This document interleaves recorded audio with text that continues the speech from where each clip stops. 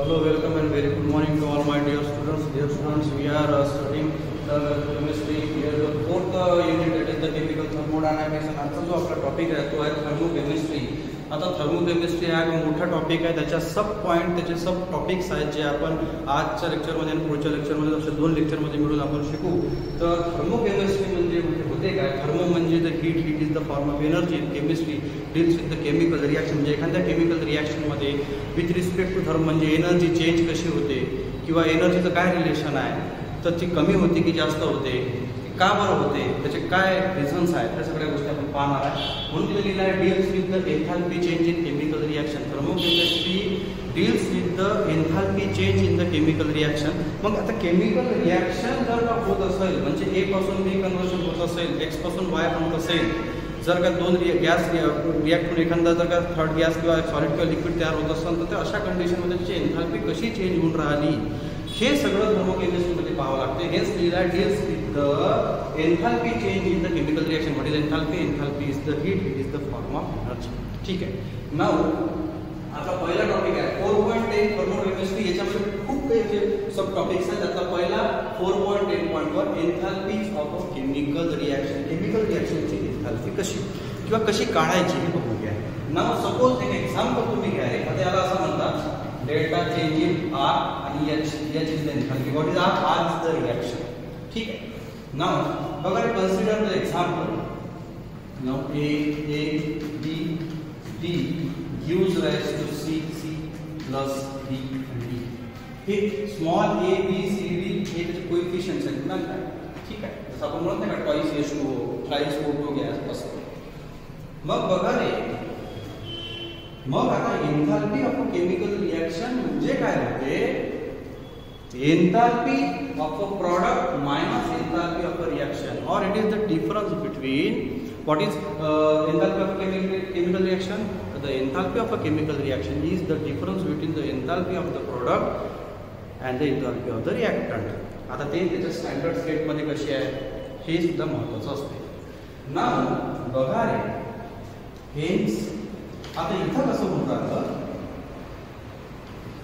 Enthalpy काढत असताना मी मला पहिलेच बोललो का प्रोडक्ट मायनस रिॲक्टंट काढावं. तसं ते कसं आहे स्टेप कशी आहे? No R H. What is delta? Delta is the change in R in the chemical reaction for R आणि एच इज द एन्थाल्पी. काय बोलतो ते बघा कसं काढायचं. नाव C H C plus B H B minus हे कशात झालं? रिॲक्ट प्रोडक्टचं. आता कशाचा? Reactant. Minus A H A plus B H B. आता तुम्हाला इथे हे लक्षात नसेल, एच बी एच सी आणि H D R the molar coefficients of एक प्रकारचे. म्हणजे आपण असं जरी म्हटलं तरी याच्यामध्ये मोलर एन्थाल्पीज म्हटलं तरी हा पॉइंट म्हटलं तरी चालत. हे नाव H A H B H C and H D R the molar enthalpies of A B C D. Here मग आता कसं घ्यावं? मग आता याच्या व्हॅल्यू जर तुम्ही काढल्या तर मग काय? नाव delta R H equals to summation म्हणजे सम ऑफ डब्ल्यू. तर तुम्ही त्याला असा आडवा घ्यायचा समेशन. हां, एच इज द एन्थाल्पी. कशाचं? हे कशाचं आहे? सी आणि डी कशाशी रिलेटेड आहे? प्रोडक्ट. हा झाला प्रोडक्ट आणि हा झाला रिॲक्टंट. जर रिॲक्शन या वेळेला जात असेल तर ठीक आहे. नाव product minus enthalpy summation enthalpy of reactant. आता इथं कसं आहे ते लक्षात घ्या. मायनस का बरं म्हटलं? कोणतं आपण डेफिनेशन वापरायला काय पाहिला? It is the difference between और the product minus reactant. It is the difference between the enthalpy of product and reactant. म्हणजे डिफरन्स काढायचा आहे, म्हणजे चेंजिंग. नाव आपण पाहणार आहे का enthalpy of reaction is the summation of H is the enthalpy H, एन्थाल्पीचा एच आणि product minus enthalpy summation of enthalpy of reactant. आता एक्झाम्पल आपण इथे पाहणार आहे. पहिला हा टॉपिक समजून घ्या स्टेप बाय स्टेप आहे. कसा आहे हा टॉपिक समजताना नेहमी लक्षात येतं की हा टॉपिक समजल्यानंतर पुढे लक्षात येईल. स्टेप बाय स्टेप आहे, त्यामुळे सिंपल भाषेमध्ये समजून घ्या. अजून एक वेळा सांगतो. समजा ए पासून बी जर एखादी रिॲक्शन होऊन राहिली तर ए झाला रिॲक्टंट, बी झाला प्रॉडक्ट. मग प्रॉडक्टची एन्थाल्पी मायनस रिॲक्टंटची एन्थाल्पी ही झाली एन्थाल्पी ऑफ रिॲक्शन. नाव आपण या ठीक आहे.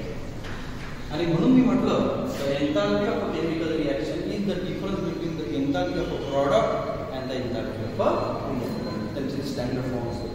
यानंतरचा सिंपल टॉपिक आहे. यानंतरचा टॉपिक आहे एक्झोथर्मिक अँड एंडोथर्मिक रिॲक्शन्स. पहिले तर एक्झोथर्मिक आणि एंडोथर्मिक रिॲक्शन तर ठीक आम्ही पाहू, पण एक्झोथर्मिक काय आणि एंडोथर्मिक काय हेच आम्हाला समजत नाही. मी आपण थर्मोडायनामिक्स चालू केल्यानंतर एक्झोथर्मिक एंडोथर्मिक ह्या गोष्टी समजायलाच पाहिजे. एक्झोथर्मिक म्हणजे काय होते, एंडोथर्मिक म्हणजे काय होते. बघा रे, आपण केमिकल थर्मोडायनामिक्समध्ये विचार करतो सिस्टीमचा, आणि सिस्टीम म्हणजे काय ज्याचा तुम्हाला स्टडी करायचा आहे. मग ती कोणती गोष्ट असते, एखादी केमिकल रिॲक्शन असलं तर केमिकल रिॲक्शन सिस्टीमचं. जर हीट और एनर्जी म्हणा सिस्टीम पासून सराउंडिंगकडे जात असेल तर एक्झोथर्मिक, त्याची व्हॅल्यू निगेटिव्ह येते. आणि जर हीट सराउंडिंगकडून सिस्टीमला मिळून राहिली म्हणजे पॉझिटिव्ह राहिली. कोणासाठी, सिस्टीमसाठी, सराउंडिंगसाठी डाटा आपण नाही पाहत, तर अशा वेळेस ती एंडोथर्मिक झाली. तिथं डेल्टा एचची व्हॅल्यू ही पॉझिटिव्ह येते. आता हे कसं येते हे इकडे आहे. नाव 4.10.2 एक्झोथर्मिक अँड एंडोथर्मिक रिॲक्शन्स. तर आता बघा रे, असं काहीच नाही राहत का एखादी रिॲक्शन एक्झोथर्मिक आहे तर मग ते कोणत्याही सगळ्याच रिॲक्शन एक्झोथर्मिकच राहील. रिॲक्शन मे बी एक्झोथर्मिक और endothermic depend on the value of delta R H, that is the enthalpy of a reaction. म्हणजे ही रिॲक्शन एक्सवायझेड कोणची असणार आहे, ती एक्झोथर्मिक आहे की एंडोथर्मिक आहे हे ठरवायची गोष्ट डेल्टा आर एच म्हणजे एन्थाल्पी ऑफ रिॲक्शनची व्हॅल्यू ठरवते. जर ती पॉझिटिव्ह येत असेल तर एंडोथर्मिक आणि ती निगेटिव्ह येत असेल तर एक्झोथर्मिक. रिमेंबर, एक्झोथर्मिक म्हणजे सिस्टीमपासून सराउंडिंगला जाणार एनर्जी लॉस होणे म्हणजे मायनस कोणासाठी, सिस्टीमसाठी. आणि एंडोथर्मिक म्हणजे सराउंडिंगपासून सिस्टीमला हीट और एनर्जी मिळणं, ते मिळणं म्हणजे पॉझिटिव्ह आहे. हेन्स एंडोथर्मिकची व्हॅल्यू ही पॉझिटिव्ह राहील. मग आता एंडोथर्मिक आणि एक्झोथर्मिक जर अशा कंडिशन जर असल्या तर याच्यामध्ये महत्त्वाची गोष्ट आहे की आपण ह्या व्हॅल्यू डिपेंड करू शकते enthalpy of reaction. Enthalpy of रिॲक्शनमध्ये एक पॉईंट महत्त्वाचा असा आहे की तुम्हाला ह्या पॉईंट हे व्हॅल्यू तेव्हा काढता येईल जेव्हा तुम्हाला enthalpy of product minus enthalpy of reaction आहे, पण त्यासाठी ह्या दोन व्हॅल्यू तुम्हाला मिळतात. ठीक आहे, असं आपण पुढे एक्झाम्पलमध्ये पाहू. नाव बघा रे, enthalpy of reaction can be positive or negative. म्हणजे कॅन बी म्हणजे असू शकते, एक तर पॉझिटिव्ह असू शकते किंवा निगेटिव्ह सुद्धा असू शकते. म्हणजे पॉझिटिव्ह असेल तर एंडोथर्मिक सुद्धा रिॲक्शन राहू शकते, निगेटिव्ह असेल तर एक्झोथर्मिक सुद्धा रिॲक्शन राहू शकते. आता बघा रे, की जर summation of enthalpy of a product जर का जास्त असेल, संख्येनं जास्त असतात, ठीक आहे. एक्झाम्पल जर आपण पाहिला 10 आहे ना 5, मी एक्झाम्पल देत आहे तर तुम्हाला आन्सर हे 5 भेटेल. 5 कोणता आहे ते +5 आहे, हे लक्षात घ्या. देन अशा कंडिशनमध्ये ना एन्थाल्पी आर एच म्हणजे हीट ऑफ अ रिॲक्शनची व्हॅल्यू एक्सवायझेड काही येऊ नाही इकडे पॉझिटिव्ह येईल. आणि जर ती पॉझिटिव्ह येत असेल तर इथं एंडोथर्मिक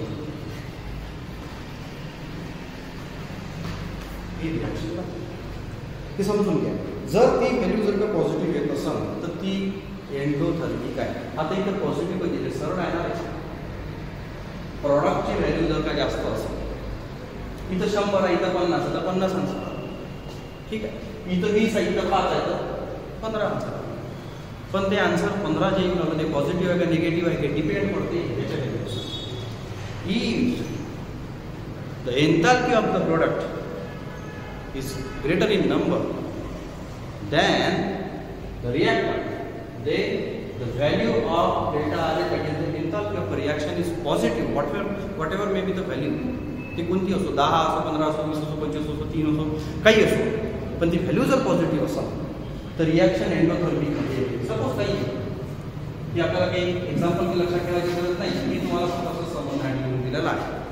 आणि जर का तुम्हाला जर का पाहिजे असं याच्या व्हॅल्यूज जनरल रिॲक्शन तुम्ही जेव्हा कोणतेही पुस्तक केमिस्ट्रीचं वाचता किंवा आपण याच्यानंतर अपकमिंग एक्झाम्पल जेव्हा बघणार आहे तेव्हा तुम्हाला मी डेल्टा एचची व्हॅल्यू तर पॉझिटिव्ह जे काही व्हॅल्यू ती लिहून देईल ते व्हॅल्यू पाहिल्या तुमच्या लक्षात आलं पाहिजे का रिॲक्शन एक्झोथर्मिक आहे का एंडोथर्मिक आहे. सरळ आहे, पॉझिटिव्ह असेल तर एंडोथर्मिक आहे, निगेटिव्ह असेल तर एक्झोथर्मिक आहे. जर प्रॉडक्टपेक्षा जर रिॲक्टंटची व्हॅल्यू जर जास्त असली, if in case the enthalpy of a reactant is more as compared to the enthalpy of the product, then the enthalpy of a reaction, the values of enthalpy of a reaction goes on negative. Now delta R reaction gives the negative value. And जर ती value negative म्हणून राहिली असेल तर ती reaction exothermic आहे. Simple आहे आणि सिंपल समजून घ्या, सरळ आहे. एंथॅल्पी ऑफ रिएक्शन म्हणजे डेल्टा एच ची व्हॅल्यू जर तुम्हाला और डेल्टा एच ची व्हॅल्यू जर तुम्हाला पॉझिटिव्ह असली एंडोथर्मिक म्हणायचं, निगेटिव्ह असली एक्झोथर्मिक म्हणायचं. जर एंडोथर्मिक असेल और पॉझिटिव्ह व्हॅल्यू असेल तर सिस्टीमला एनर्जी सराउंडिंग पासून भेटून राहील. आणि एक्झोथर्मिक आहे म्हणजे डेल्टा एच ची व्हॅल्यू निगेटिव्ह आहे, तर अशा कंडिशन मध्ये सिस्टीम एनर्जी सराउंडिंगला दिली म्हणजे लॉस होत राहिली. आता इथं सरळ आहे 5 - 10 आहे, तर -5 आन्सर येणार काय. आता समजा अशा कंडिशन मध्ये -5 येणार, मग -5 आलं म्हणजे काय आलं एक्झोथर्मिक. बस एवढंच आहे, बाकी जास्त त्याच्यामध्ये डोकं लावायची गरज नाही. सर आपण एक्झाम्पल पाहतो. सर पहिलं एक्झाम्पल दिला N2 gas plus O2 gas. आता फिजिकल केमिस्ट्री करत असताना, शिकत असताना, लिहित असताना जनरल कधीही तुम्ही त्या पदार्थाची अवस्था म्हणजे स्टेट ऑफ मॅटर लिहिलं पाहिजे. जर तुम्ही इथं फक्त N2 घेऊन चालले गेले, चेक करताना मी काय समजू हा N2 सॉलिड आहे, लिक्विड आहे का गॅस आहे, हे कॉमन सेन्स मध्ये तुम्ही इथं जे गॅस फिजिकल स्टेट लिहायला लागेल आणि जनरली तीनच मेन्शन करावं लागतं तुम्हाला. सॉलिड असेल, लिक्विड आहे, गॅस असेल, प्लाझ्मा नो सायन्स कंडन्स तुम्हाला करावं लागते, गरजच नाही पडते, कारण काय नाही. हे now if the 1 mole of N2 gas reacts with the 1 mole of O2 gas, 2 mole of NO, that is the nitrogen monoxide gas. आपण ठीक आहे, केमिकल रिएक्शन आपण बघू. आता इथं त्यांनी काय दिलेलं आहे, हा डाटा प्लस 66.4 किलोजूल एवढा दिलेला आहे. आता एनर्जी आपण जूल मध्ये मोजतो, किलोजूल मध्ये मोजतो. जर इथं व्हॅल्यू तुम्हाला दिलेला आहे, ही व्हॅल्यू कशाला आहे, प्लस 66.4 किलोजूल. मग आता मला सांगा रिएक्शन एक्झोथर्मिक आहे का एंडोथर्मिक आहे. व्हॅल्यू पॉझिटिव्ह आहे का निगेटिव्ह एवढं सांगा. पॉझिटिव्ह आहे, मग रिएक्शन एक्झोथर्मिक आहे का एंडोथर्मिक आहे. पॉझिटिव्ह आहे, काय एंडोथर्मिक.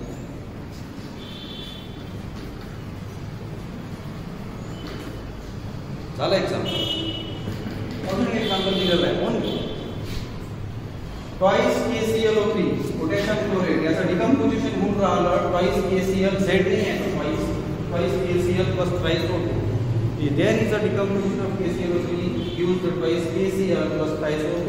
आता इथं पदार्थ स्टेट अवस्था काही सॉलिड आहे आणि गॅस आहे असं मेन्शन करावं. ठीक आहे, तुमची एक चांगली लेवल दिसते. तर ह्या रिएक्शनसाठी ही व्हॅल्यू -78 किलोजूल्स. आता ह्या व्हॅल्यू लक्षात राहतात किंवा दिलेल्या असतात, हे पाठ करायची गरज नाही, हे दिले आहे. तर if certain reaction is a decomposition of KClO3 gives twice KCl plus twice O2, the enthalpy of reaction gives value -78 kilojoules. Then tell you the reaction is exothermic or endothermic. सांगा. तर निगेटिव्ह व्हॅल्यू आहे तर reaction exothermic आहे.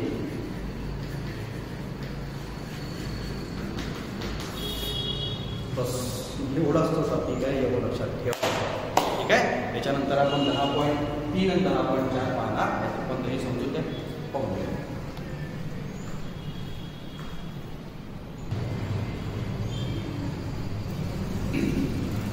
नाव आता पाहू 4.3 that is the standard enthalpy of a reaction. Standard, आता enthalpy of reaction तर पहिली स्टँडर्ड एन्थाल्पी ऑफ रिएक्शन म्हणजे काय बघा. याला आपण असं म्हणतो, नाव delta is the change in R that is the standard enthalpy. आता स्टँडर्ड एन्थाल्पी काय समजून घ्या, पहिले सांगतो. पहा काय म्हणते, the enthalpy change accompanying the reaction when the reactant and product are in their standard state. त्याचा मराठी अर्थ सांगतो. पहा, एन्थाल्पी चेंज, एन्थाल्पी बद्दल एखाद्या chemical reaction accompanying the chemical reaction म्हणजे अकंपनाइंग म्हणजे त्याशी संबंधित, कशाशी संबंधित, एखाद्या केमिकल रिएक्शनशी. जेव्हा the reactant and product R in their standard state, म्हणजे रिएक्टंट आणि प्रोडक्ट हे त्याच्या स्टँडर्ड स्टेटमध्ये असले पाहिजे. आता स्टँडर्ड स्टेट म्हणजे काय सांगतो. Here to compare the enthalpies of a different reaction. जर तुम्हाला एक सोडून 2-3 रिॲक्शनच्या एन्थाल्पीज जर का तुम्हाला कम्पेअर करायच्या, आपण कम्पेअर करतो, कार घ्यायची असेल तर कम्पेअर करतो, मोबाईल घ्यायचा असेल तर कम्पेअर करतो.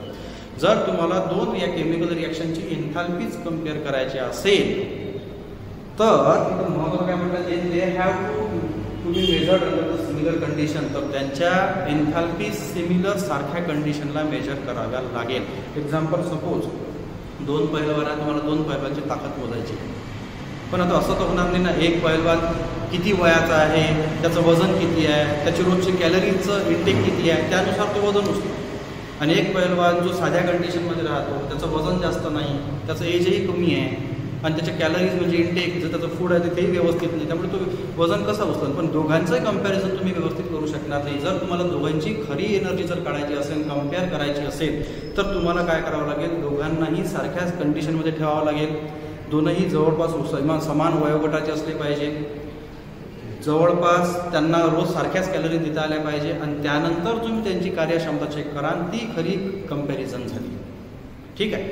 मग हे करत असताना केमिकल रिॲक्शनची सुद्धा जर तुम्ही एन्थाल्पी जर त्या रिॲक्शनची कम्पेअर करत आहे तर त्या दोन्ही रिॲक्शनला स्टँडर्ड कंडिशनमध्ये स्टडी करा. ते जे आन्सर येईल ते तुमचं कम्पॅरिझनचं खरं आन्सर झालं. मग आता काय म्हणतात ना, आता कसं डिनोट करतो आपण, नाव delta is the change in R in the reaction as the enthalpy नाव represent for the standard enthalpy of the reaction. आता स्टँडर्ड एन्थाल्पी, आता मग हे अशी कंडिशन कोणती आहे, तुम्ही म्हटलं सर का दोन्ही रिॲक्शनला सारख्या कंडिशनमध्ये ठेवावे लागेल. मग ती कंडिशन कोणती? कंडिशन एकच, प्रेशर जर असेल तर हे प्रेशर जवळपास 1 बार असतं पाहिजे. जवळजवळ 1 ॲटमॉस्फेरिक प्रेशर एवढंच येते ते. रिॲक्शनचं प्रेशर 1 बार ठेवा. टेम्परेचर 298 केल्विन म्हणजेच 25 डिग्री सेल्सिअस ठेवा. जर रिॲक्शन लिक्विड स्टेटमध्ये असेल तर तिथं कॉन्सन्ट्रेशन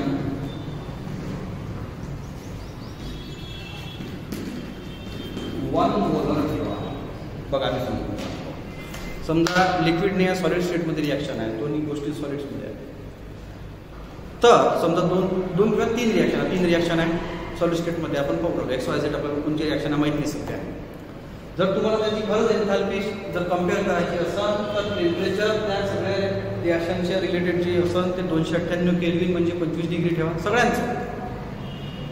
दुसरी गोष्ट, प्रेशर त्याचा 1 बारच ठेवा, 1 ॲटमॉस्फिअरच्या जवळपास येते ते व्हॅल्यू. आणि त्यानंतर जे एन्थाल्पी ऑफ रिॲक्शन राहील ती त्यांची स्टँडर्ड एन्थाल्पी ऑफ रिॲक्शन राहील. कोणत्या अशा कंडिशनमध्ये एखादा एलिमेंट ज्या स्टेटमध्ये असतो तो त्या स्टेटमध्ये राहील.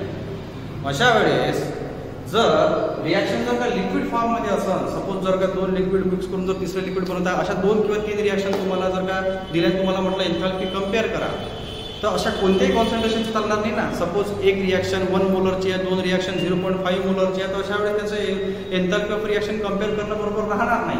तर दोन्ही कंडिशनमध्ये, दोन्ही रिॲक्शनमध्ये त्यांचं मोलर कॉन्सन्ट्रेशन हे 1 मोलर ठेवा आणि त्यानंतरचे एन्थाल्पी चेंज येईल जे तुम्ही मेजर करा ते त्यांचं खरं कम्पॅरिझन राहील. आता इथं मी काही एक्झाम्पल घेऊन देतो तुम्हाला. Standard state of certain elements and compounds, जसं हायड्रोजन H2 हा काय राहतो एक गॅस. कोणत्या कंडिशनला? या कंडिशनला 1 बार प्रेशर आणि 298 म्हणजे 25 डिग्रीला हायड्रोजन हा हायड्रोजन गॅस असतो. हां, तो लिक्विड सॉलिड करता येत नाही काय ते ठीक आहे, पण कंडिशन चेंज करावं लागेल ना. तुम्ही ऐकता लिक्विड नायट्रोजन आहे, पण नायट्रोजन हे ओरिजिनली गॅस आहे. कोणत्या कंडिशनला? या कंडिशनला. तुम्ही त्याला -195 -196 डिग्रीवर जर थंड करता तो लिक्विड बनणारच आहे. पण कंडिशन ह्या अशा कंडिशनमध्ये एखादी गोष्ट ज्या स्टेटमध्ये राहील ती त्याची स्टँडर्ड स्टेट्स आहे. हे जरा स्टँडर्ड शब्दाचा अर्थ. जसं तुम्ही जर पाहिला C2H5OH किती व्होल्टेज टेबल असतो, लिक्विड आहे काय, सॉलिड आहे काय, गॅस आहे काय, हे आहे लिक्विड. कोणत्या या कंडिशनमध्ये जर असं समजून घ्या. जसं कार्बन डायऑक्साईड हा गॅस आहे, सगळे माहिती आहे. काहून काय ह्या कंडिशनला तो गॅस आहे तर गॅस आहे बस. कोणतं एक्झाम्पल घेऊ शकता तुम्ही? कार्बन हा CH4 मिथेन हा गॅस आहे. या कंडिशनला जे राहील ते, जो त्याची कंडिशन असेल ते कंडिशन तुम्हाला माहिती असायला पाहिजे. तर हे झालं त्यांची स्टँडर्ड स्टेट. काही एलिमेंटची कंपाऊंडची कोणची घ्या ना तुम्ही, त्याच्या म्हणून फिजिकल केमिस्ट्रीमध्ये त्याची स्टेट मेन्शन केली जाते. काऊन का तो ओरिजिनली कोणत्या स्टेटचा आहे हे तिथं क्लॅरिफिकेशन होते किंवा कन्फर्म होते. ठीक आहे. तर बेटा हे सिम्पल आहे. 4.10.3 स्टँडर्ड एन्थॅल्पी ऑफ रिॲक्शन. तर आजच्यासाठी एवढंच. पुढच्या वेळेस आपण जेव्हा पाहू तेव्हा 10.3.4, 5, 6 जे काही घ्यायचे ते घेऊ. कारण का हा 4.10 थर्मोकेमिस्ट्री याच्यामध्ये काही सब पॉईंट्स जसे आज आपण 3 सब पॉईंट्स पाहिलो. पुढच्या लेक्चरमध्ये आपण अजून 3 सब पॉईंट्स पाहू. ठीक आहे. तर आजच्यासाठी एवढंच. काही प्रश्न असेल तर विचारायचा आणि आपला रेग्युलर अभ्यास करा. धन्यवाद.